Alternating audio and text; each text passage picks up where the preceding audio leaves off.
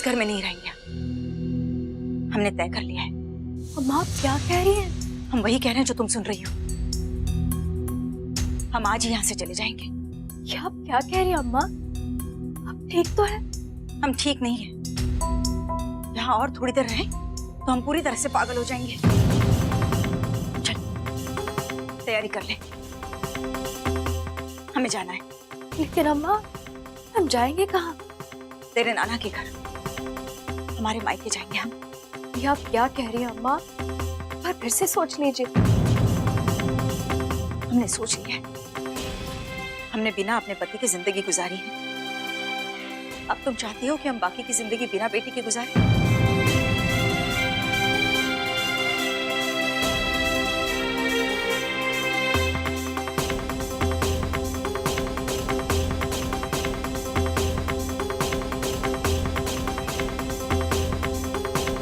अपना सामान मान ले।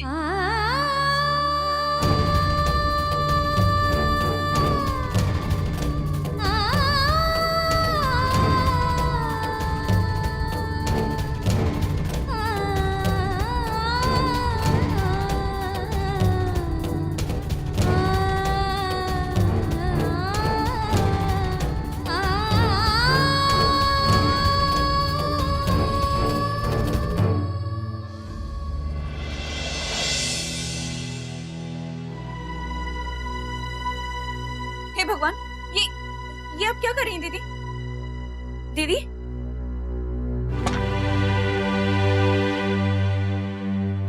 मैं पूछ रही हूँ क्या कर रही हैं आप? हम देविका को लेकर अपने मायके जा रहे हैं।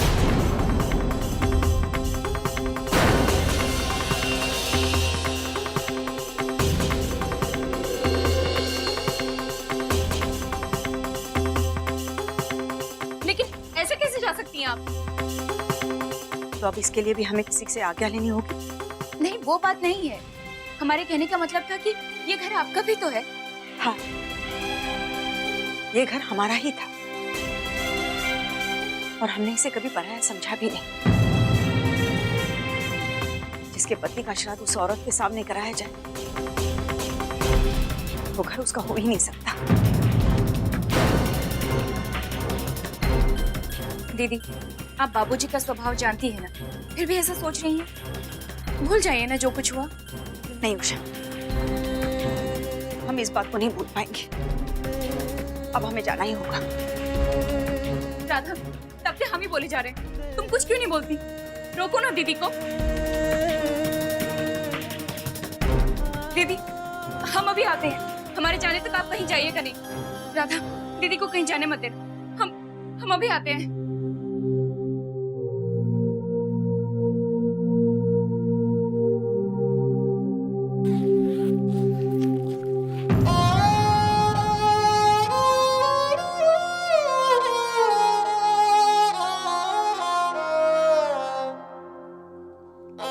एक बात कहे भाभी, आपने बहुत सही निर्णय लिया। अगर हम आपकी जगह होते तो शायद हम भी यही करते,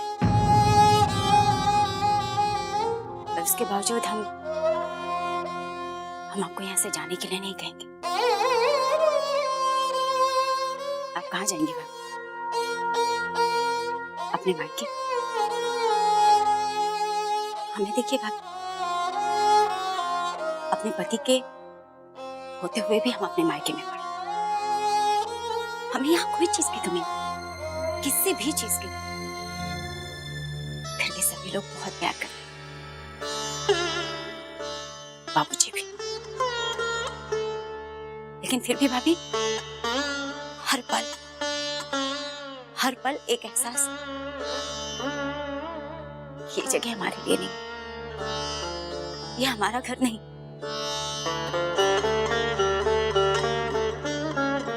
अभी हम सिर्फ आपसे इतना कहना चाहते हैं कि किसी भी शादीशुदा औरत का असली घर उसके पति का घर होता है, उसका मायका नहीं, उसका ससुराल। हम नहीं चाहते भाभी, हम नहीं चाहते कि पल पल जिस दर्द से हम गुजरते हैं उसी दर्द से आप गुजरे। दूसरी राधा मत बनी भाभी। मैं चाहिए इस घर को छोड़। नहीं राधा, पिछले 22 साल से हम एक सुहागन होते हुए भी विधवा की जिंदगी बसर कर रहे हैं इस घर में। हमारी आंखों के सामने हमारे जिंदा पति का श्राद्ध करवा दिया गया। एक पत्नी के लिए इससे बुरी चीज क्या हो सकती है? हमने देविका के निमंत्रण पत्र पर उनका नाम भी पढ़ा तो स्वर्गीय राघव मिश्रा। अब हमसे और बर्दाश्त नहीं होता राधा, हम अब और नहीं सहेंगे। लेकिन उषा, आखिर भाभी कब तक बर्दाश्त कर? हर बात की एक हद होती है। तो आप कहना क्या चाहते हैं कि हमें सजनी दीदी को इस तरह से चले जाने देना चाहिए? आपको नहीं लगता कि हमें उन्हें रोक लेना चाहिए? अरे तुम गलत समझ रही हो मुझे। मैं कहाँ चाहता हूँ कि भाभी देविका के साथ घर छोड़कर चली जाए। मैं तो बस ये कह रहा हूँ कि अगर मैं उन्हें रोकना चाहूँ भी तो रोकूं कैसे? आपके यहाँ बैठकर चाहने से कुछ नहीं होगा। अगर आप सच में ऐसा चाहते हैं तो जाइए, जाकर रोकिए उन्हें। मेरे सामने उनके लिए सहानुभूति दिखाकर कोई फायदा नहीं होगा।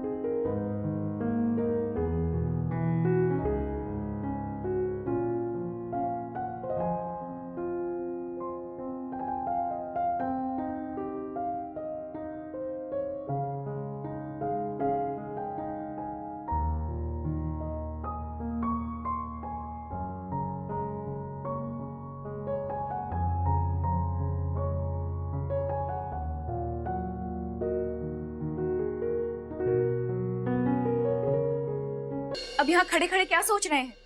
सिर्फ सोचने से कुछ नहीं होता है, करना भी पड़ता है। कहो कि हमने कुछ गलत कहा हो तो? देखो उषा, मैं मानता हूँ जो कुछ बाबूजी ने किया है वो ठीक नहीं है, और मैं ये भी जानता हूँ कि जो निर्णय भाभी ने लिया है, जो प्रतिक्रिया उन्होंने दिखाई है, वो अपनी जगह सही है। लेकिन साथ साथ मैं ये भी जानता हूँ कि भाभी अपना निर्णय ना तो मेरे कहने से बदलेंगी, ना किसी और के कहने से। आप कहना क्या चाहते हैं? यही कि अगर भाभी को कोई रोक सकता है तो सिर्फ बाबूजी। लेकिन वो ऐसा करेंगे कि नहीं, ये मैं नहीं जानता।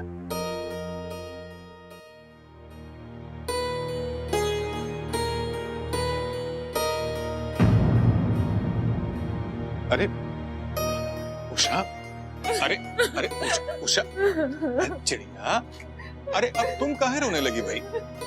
अच्छा, तुम्हारे आंसू बहाने से समस्या सुलझेगी क्या? हम कुछ नहीं जानते। आप जाकर बाबूजी को समझाइए और भाभी को जाने से रोकिए। और अगर ये आप नहीं कर सकते ना तो ठीक है, हम अपने बच्चों के साथ चले जाएंगे यहाँ से, क्योंकि हम ये सब नहीं देख सकते हैं। अरे चिड़िया सुनो,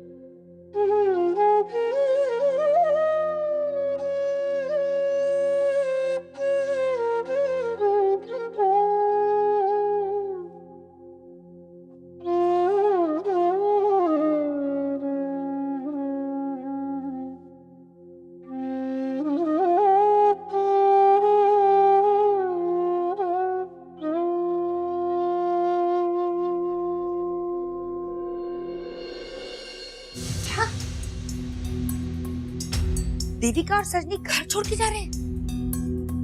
तुमने गलत तो नहीं सुना ना? नहीं माँ, भाभी ने खुद उषा से कहा। हाँ अम्मा, इससे पहले कि बहुत देर हो जाए हमें दीदी को रोक लेना चाहिए। अभी तक तो उन्होंने जाने की तैयारी भी कर ली होगी। अगर उन्हें कोई रोक सकता है तो सिर्फ बाबूजी। ये तो आप भी जानती हैं। माँ तो सही कह रहा है। आप जाइए, वरना ऐसा ना हो कि वो सचमुच निकल जाए यहाँ से।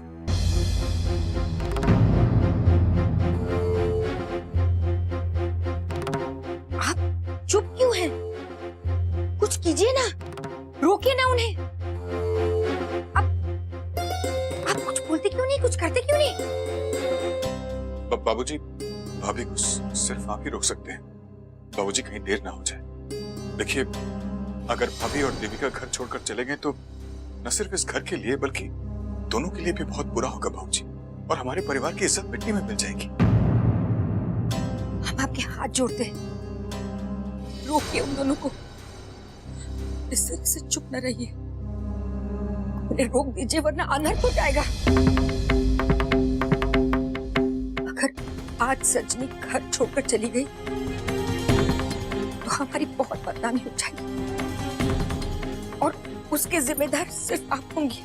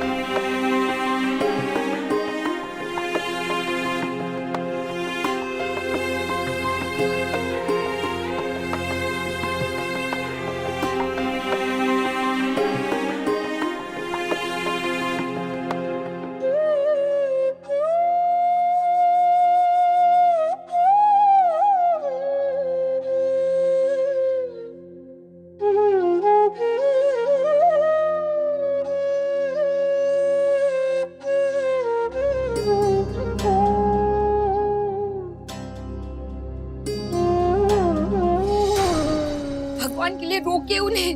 माँ कुछ की, माँ भाभी देविका को लेके जा रही है। माँ कुछ करो माँ।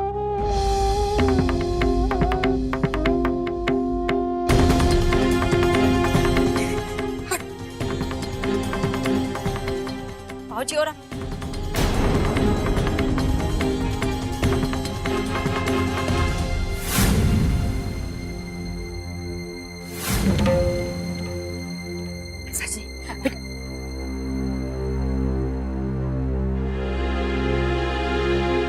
जब से हम इस घर में ब्याह कर आए हैं, हमने आपकी कोई बात नहीं टाली। सुनते बाद में थे, मान पहले लेते थे।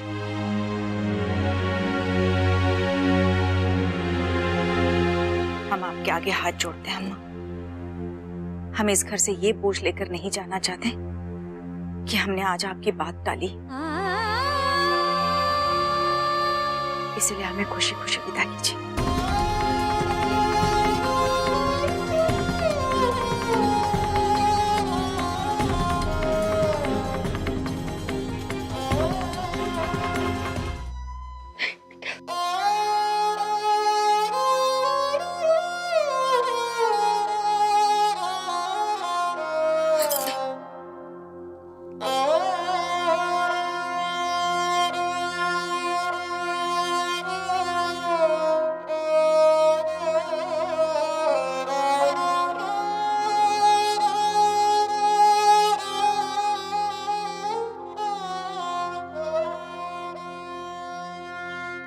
मत जाओ बेटा, मत जाओ, मैं छोड़कर मत जाओ।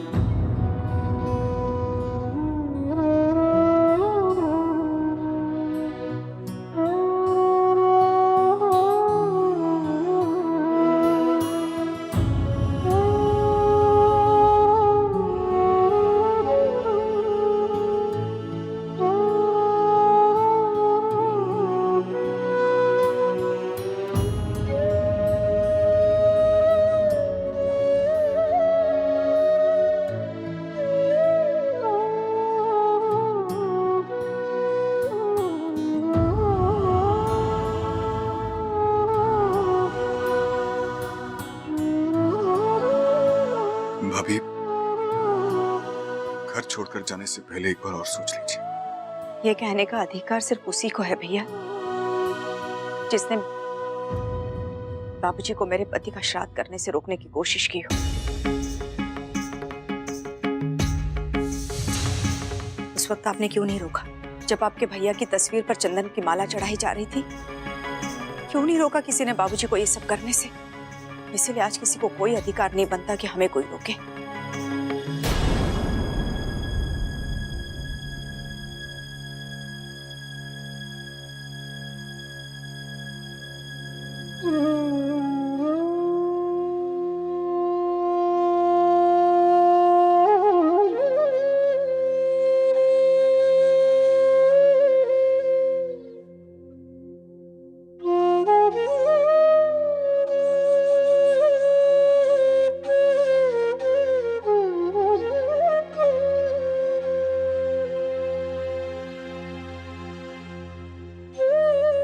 देविका,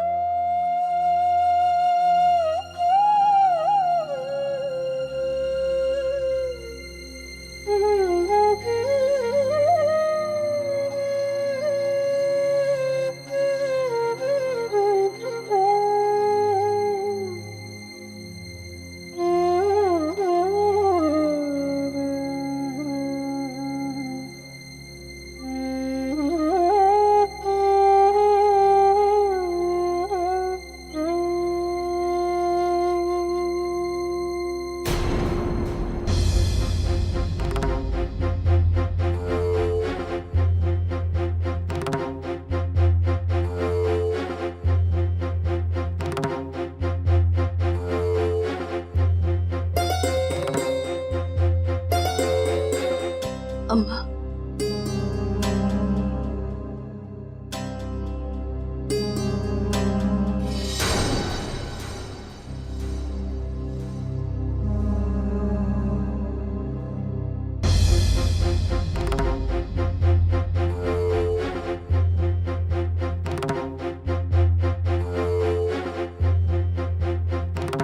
हमें क्षमा कर दीजिए बाबूजी। आज पहली बार हम आपकी इच्छा के विरुद्ध निर्णय ले रहे हैं। हमने बहुत कोशिश की कि हम इस घर में उसी तरह रहें जैसे पिछले 22 सालों से रह रहे हैं। पर हमारे पति के श्राद्ध के बाद